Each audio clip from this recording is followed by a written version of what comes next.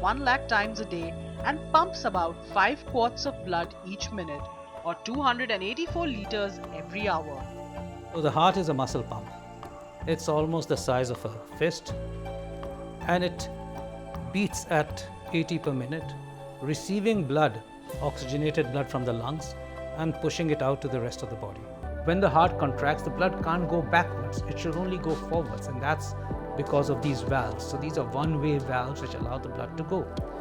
From the left side of the heart, as the blood goes to the rest of the body, to our brain, is the main valve called the aortic valve. And this is the valve we're talking about, the connection between the pumping chamber of the heart and the rest of the body. Of this aortic stenosis or narrowing of the aortic valve, at whatever age it occurs, is firstly breathlessness on exertion.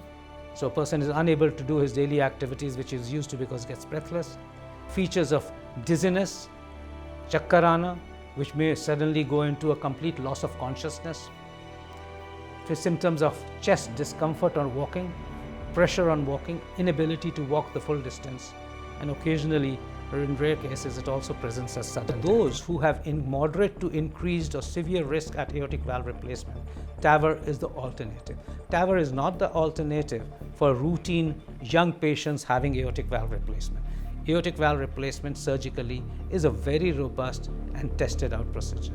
But when the risks of the procedure rise is when TAVR comes.